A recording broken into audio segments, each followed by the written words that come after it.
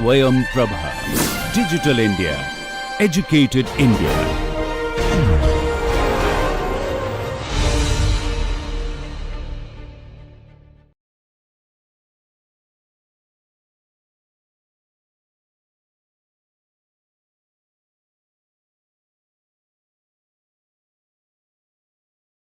So let's discuss the different uses of color in our painting or anything that we are producing as a visual design.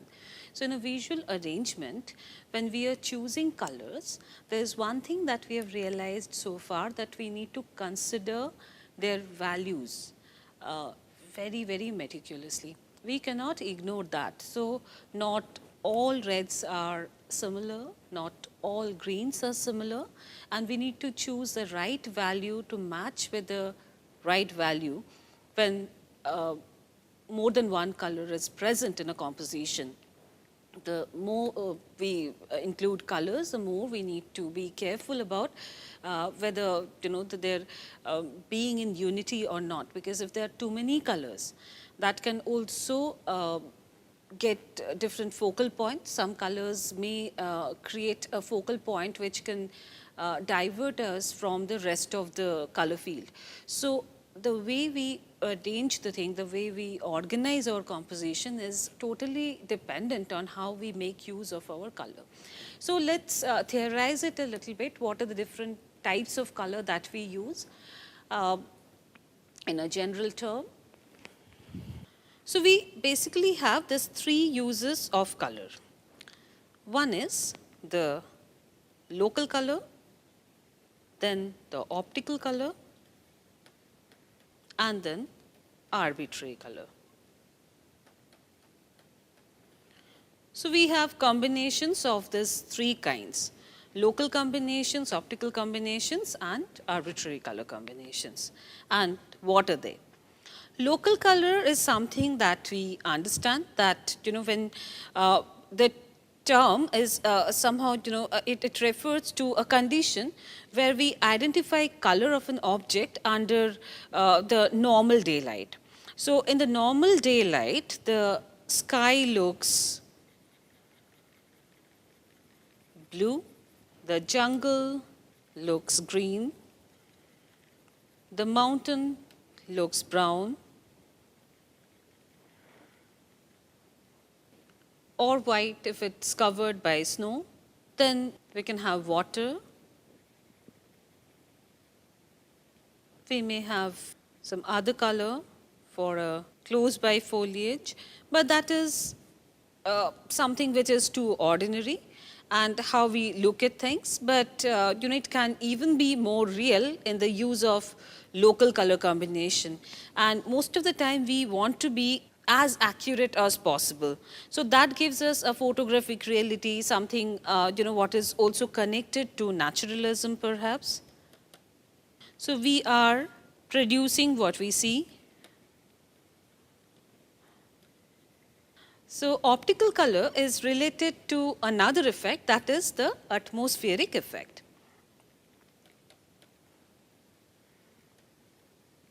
And what is that atmospheric effect? That is related to the aerial perspective, that is related to the atmospheric perspective that we have discussed in our earlier chapters. So here the optical formation is something where the examples would be like the faraway mountain is blue,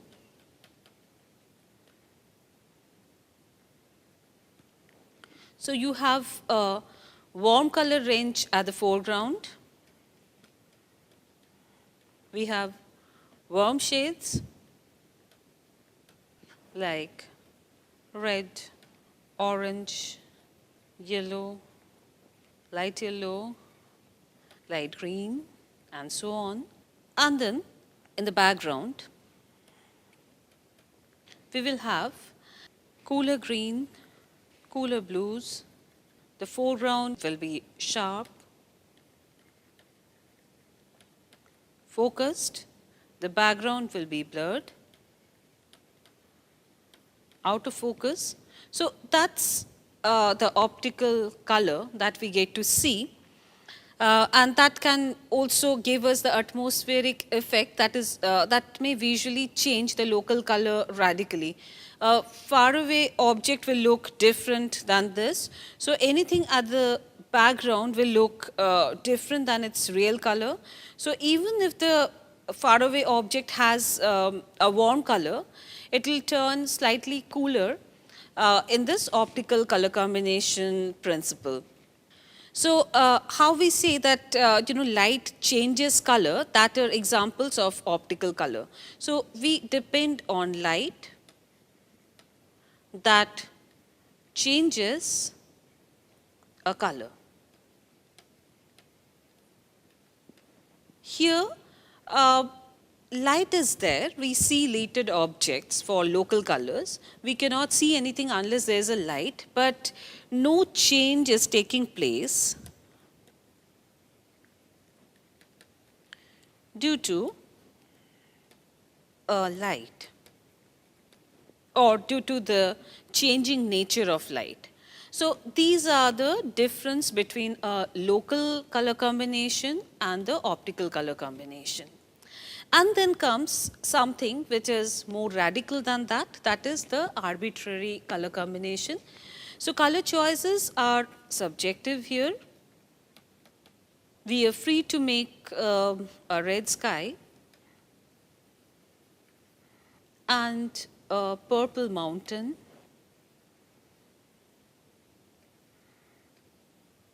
with a green river. So what we have our mind are not the objects and how locally the colors are used. Rather, we are depending on the color combination here. So if we feel we want to combine these three colors together, it is secondary how locally used they are, how natural they are, that becomes less important here. So that is the arbitrary color combination. So in non-objective art forms, or when we see artworks from abstract expressionism, for the sake of expression, we use this kind of color combination. So maybe they are not real or natural, but they are expressive. So we use it for expression. So in expressionistic artworks, we see emphasis of arbitrary color combination. This is very popular. So in a non-objective art form or something which is more abstract or non-representational, we have no reference to natural objects. So the color is also without a reference. The colors are non-representational in nature.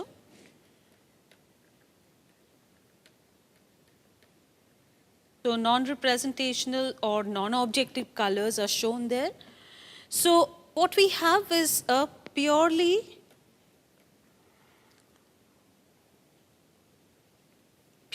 aesthetic range of color.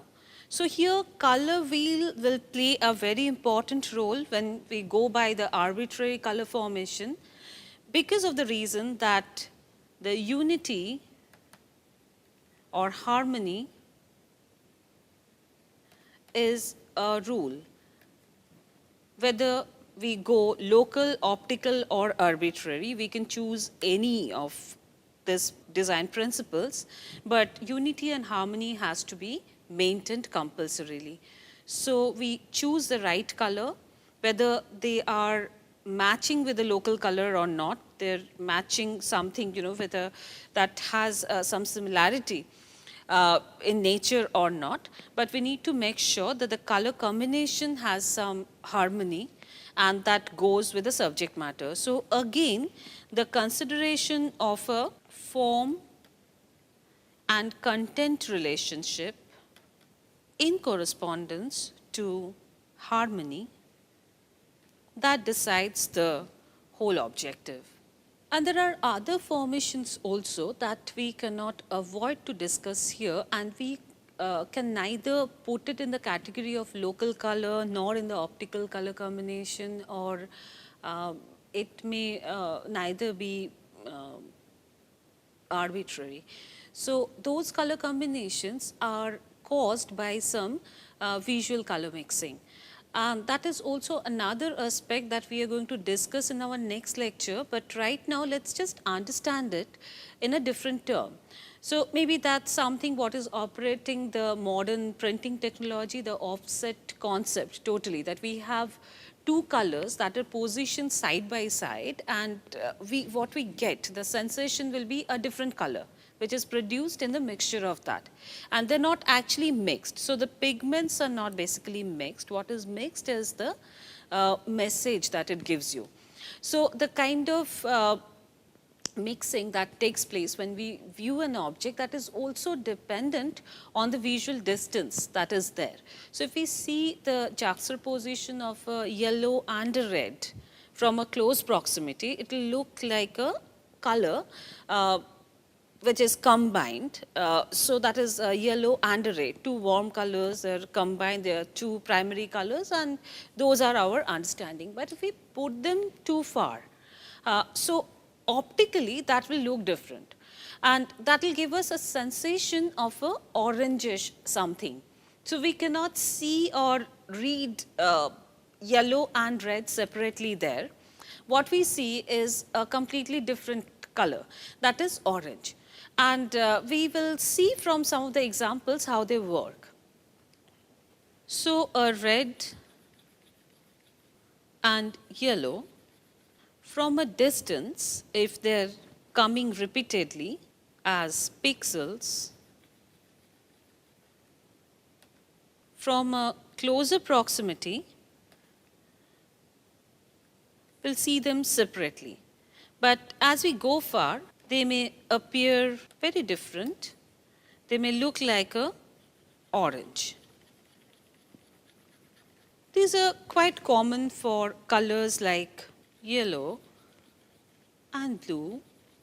When placed side by side, from a distance, that can give us a sensation of a bright sea green. So these are the optical color mixing that takes place in our because of the visual distance.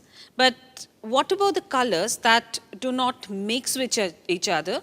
Like, here we can still feel that this two will give us a sensation of something, which is greenish. But then there are colors that do not get mixed even from a distance. So what will happen with all those kind of colors?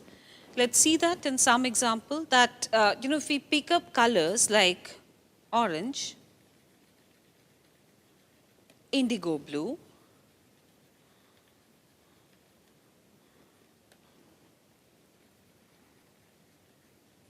they are the colors which are opposite, and they won't give us a sensation of a particular color from a faraway distance. So what we will see, that they have a high contrasted effect, and at the edge we will get a flickering effect in that. Like, if we use it in a different term, when we have a combination of maybe we are choosing a blue as a background,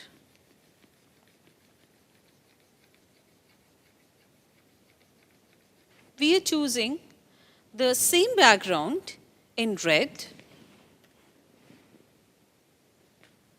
So they're same in their size and there's no difference, but this is a cool color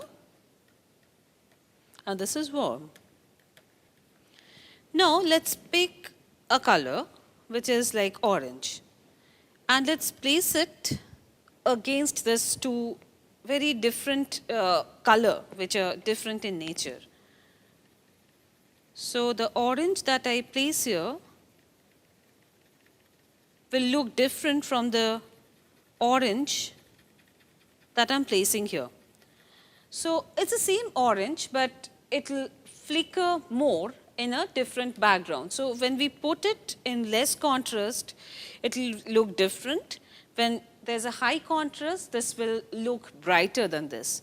So this is how we will produce certain images where we want certain part to actually flicker. We go for this kind of color combinations which are very, very bright Now we place a bright red here, and that will actually flicker a lot. Whereas if we place the same red against this orange, it won't be that shiny. Let's place it in different surface and see how they react. So the color will change its nature in terms of the coolness or warmness of the background, and we need to keep all these things into account.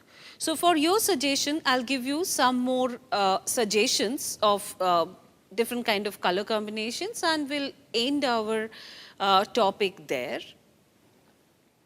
So some examples.